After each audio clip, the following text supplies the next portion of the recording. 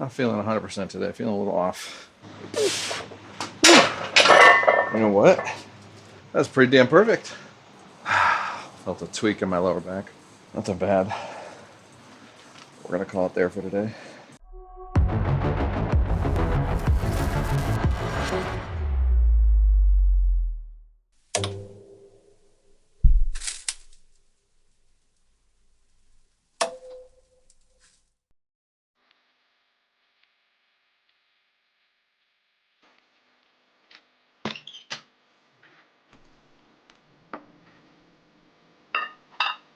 Good morning, my friends. Welcome back. Another gym vlog here, leg day. It was a leg day indeed, and I was feeling off. I was definitely feeling quite off. I didn't really know why, but I ended up getting sick for about 4 days after this workout. So there it was. That was why I was feeling a little weird. And you'll see from this workout, we had to cut couple things short today, but we did our best and we put in as much work as we could, even though we were literally on the precipice of getting quite sick, quite ill, and not being able to work out and do any exercise for about 4 days after this.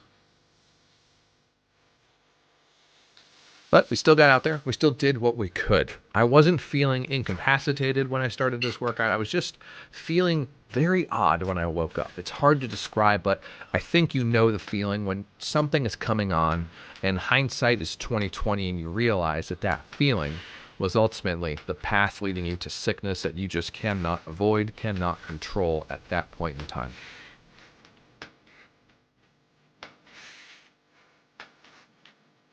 And that's okay. Like I said, we still got out there, still did what we could, still crushed these hamstring curls as we intended. This was actually the first week still of me doing the brand new self-developed bodybuilding and hypertrophy program, and I was loving every moment of it, especially these leg days. The high rep ranges are a nice change of pace, and I'm really liking it, especially here on the hamstring curl, where I'm able to go for that 10 to 20 rep range like you see me doing here, but really focusing on getting a good contraction at the top there, which means I've had to lower the weight pretty substantially.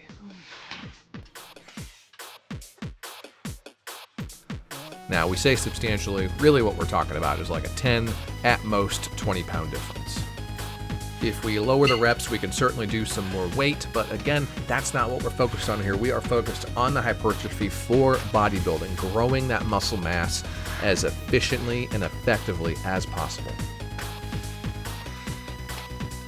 And as you can see, we were struggling at the end here, not just because sickness was coming on, but really we were giving it everything we got to control these reps as much as possible and get everything we can out of this hamstring exercise before we move on over to our barbell squats.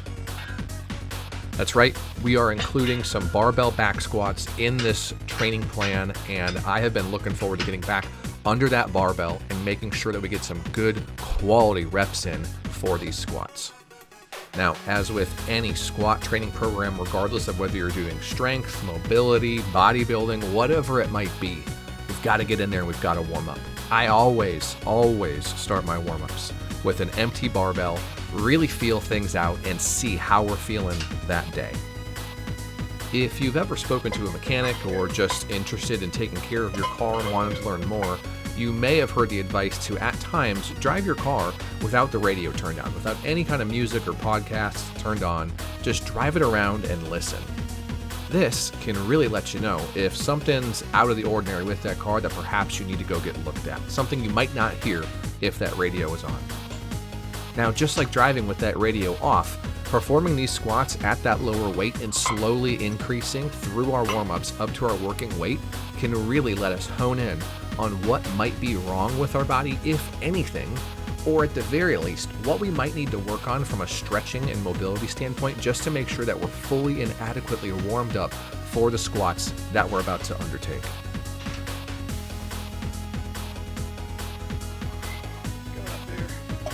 Now, as you saw, we worked our way all the way up from an empty bar up to 225 pounds now. I was And I won't lie, I was a little apprehensive as to whether or not we were going to be able to do this for sets of 5 to 10 reps, because we're going to be doing 4 sets and more over the course of this 6-week program. Now, thankfully, as you can see from the video here, these felt fantastic, and they look pretty darn good too. I am quite pleased with how the reps turned out on all the sets that we were able to accomplish today.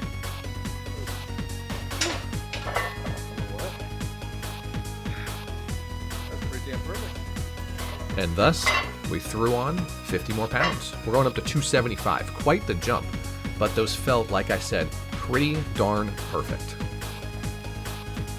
Now, as I said, everything at 225 felt great and it looked great as well. And here, we've got some great alignment from our heels to our knees all the way up to our shoulders for that foot placement. We've got a nice neutral spine here, protecting that spine and keeping that core nice and tight.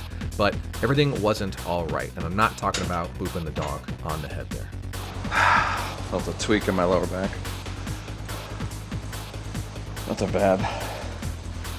We're gonna call it there for today.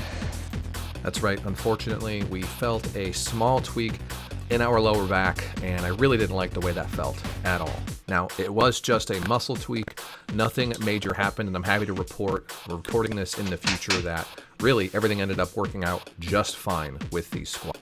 However, better safe than sorry. I really didn't like the way that felt, and so rather than continue on with 2 more sets of our squats, we ended up deciding just to supplement it with some seated leg extensions on our leg extension machine. It is a wonderful treat to have a variety of equipment for exactly those situations.